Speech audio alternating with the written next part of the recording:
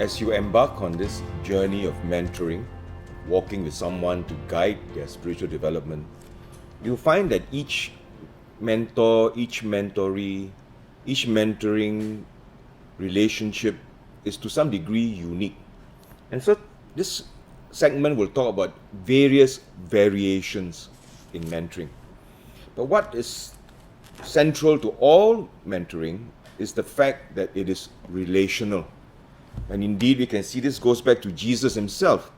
In John chapter 1, verse 14, the Word became flesh and made his dwelling among us. And we have seen his glory, the glory of the one and only Son, who came from the Father, full of grace and truth. The Word became flesh and made his dwelling among us. Jesus didn't remain in heaven and throw down truth from heaven. No, he came, incarnation, became one of us and walked with us. And indeed, he focused on 12 people and maybe even more on 3 so that he can walk with them and guide their development. So mentoring, discipling, if you want to call it that, is rooted in Jesus' own approach, that lives are changed relationally, that you have to walk with them to be able to guide their transformation. So let me say that mentoring, as we understand it, is not something new or novel. It is actually traced back to Jesus' own methodology.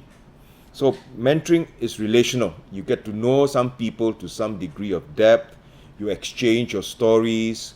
You get to know them better. They get to know you better. One good exercise is each of you share your life journey from birth until now. What are some of the key defining moments that shape who you are? I would like the mentor to share this. The mentoree can share this. And actually, by looking at your life journey, you actually get to know each other much, much better. So mentoring is relational, and you have to invest time, trust, effort to build that relationship and understand that this will take time. Trust takes time to build. But having said that, we find that there are a variety of variations in how mentoring can take place. One will be formal or informal. Formal is that you sit down, mentor and mentoree or mentorees, and say, we agree, for example, we're going to meet 12 times, once a month. We will go through this material. We will agree what kind of homework we need to do before we meet up. So this is formalized, and both sides are very clear about what is needed for the journey to take place. That's formal mentoring. Informal is someone comes to you and said, you got time for a cup of coffee? Then they come and we sit down and say, actually, I need to run some things by you. So there's no expectation that this may be an ongoing exercise, but in this occasion, so we can call it occasional mentoring as well. This person needs insight into some specific issues he or she is grappling with, and they come to you. Now, let me say that both these types of mentoring are equally important. And not all mentoring will be formal and take place over a period of time. Being able to be available to someone to sit down over a meal, just to run some specific questions by you, is also very powerful because it's very focused on that issue. It's a teachable moment. But so both are important and both happens. So as a mentor, I guess we are hoping there'll be slightly more formal in terms of your shaping, but be prepared that folks will come to you just to ask you input into one issue or one situation they're going through. So formal, informal. And similar to this is mentoring can be official or unofficial. Official, okay, GCF, for Graduates Christian Fellowship, has some mentoring program for all fresh graduates, and if you go through this, you get some certificate of completion from GCF, whatever you have gone through. They are bridging mentoring from tertiary to working life, and so it's recognized by the organization. Or if it's a church, the church may have some official mentoring program for 2 years, and it's something recognized by some institution. The church, the parachurch group is official. Unofficial could be, well, an official mentoring could be formal. It could be 2 people or 3 people committed to walking together, and we agree we're going to meet once a month or that. So it's formal, but it's not official in the sense that it is not something that is given some covering by an organization or by a church or by a para-church group. It could be informal and occasional, it could be formal, but the point being that this is not something that is given by a particular church or particular para-church and recognized as such.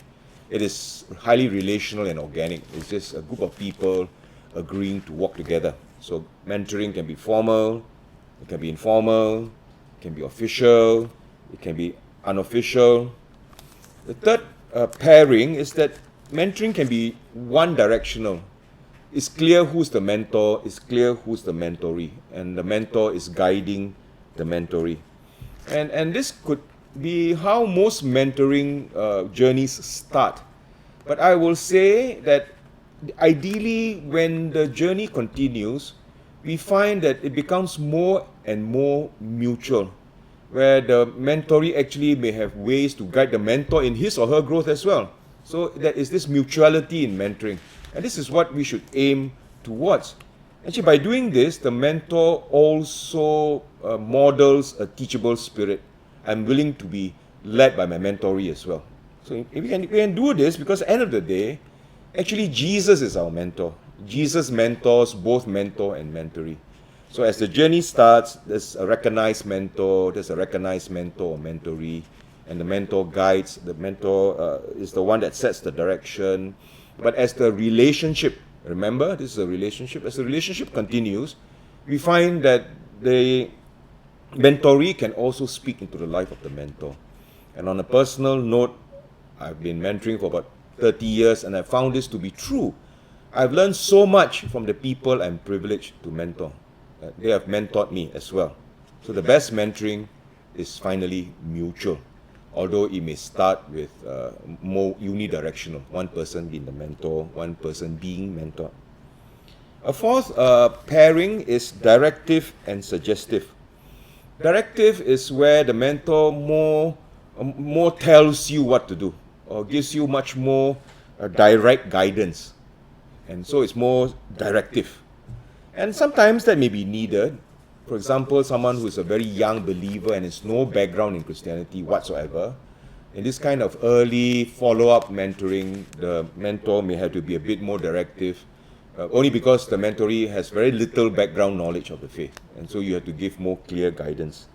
Of course, sometimes in the midst of a crisis, there may not be the time needed for more suggestive kind of mentoring, and the mentor may have to be more, come down more strongly. So whether the mentoree is young and has very little background knowledge, whether the context is one of a crisis, then the mentoring can be more directive. But the best mentoring is more suggestive, where the mentor will use language like, have you thought of this? Why do you think that happened? What do you think is the best way of doing that? And by suggesting, you give the mentoree the freedom to be a full participant in the process. They're not just there to obey orders. They're there to think through for themselves. And when that happens, there's a much higher degree of ownership of what is being learned. So although as a mentor, you know so much more than your mentoree, there's always a temptation to, let me tell you lah. But then this may often short-circuit the desire for the mentoree to learn for themselves. So we have to be patient, we have to do more suggestion, our language must be more tentative, not because we may not know what should be, but because we want to allow the mentoree to participate in the learning process. So they will think through for themselves, they will make their own judgment calls. Of course, we are there to protect them if they really go down the wrong path. But by and large, mentoring should be more suggestive. That helps the mentoree to participate fully and embrace the learning for themselves. A fifth diet is whether mentoring is individualistic or whether it's in small groups. Individualistic means one-to-one. And for the longest time, this has been the usual way that discipling was done, and it's still done a lot today. One-to-one mentoring, one-to-one discipling. And let me say that this is good and biblical. We see Moses and Joshua Paul and Timothy.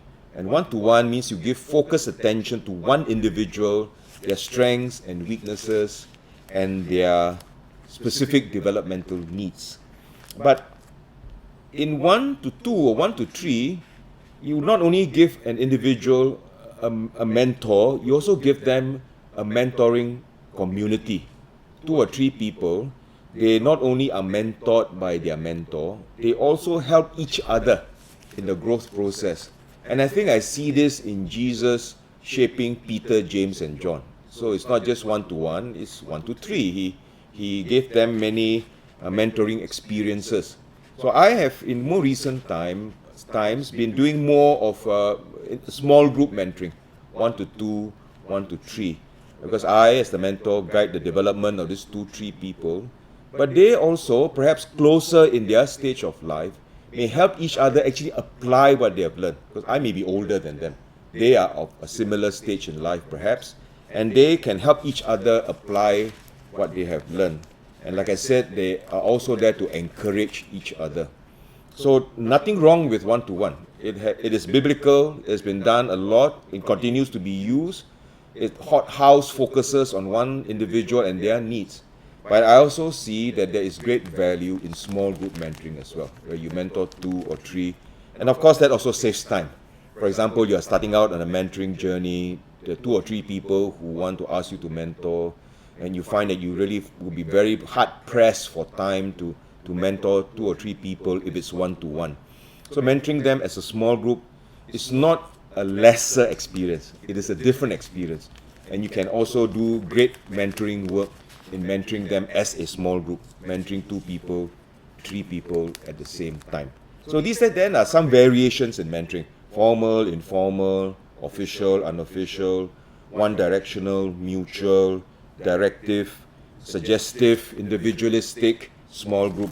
But our goal is always clear.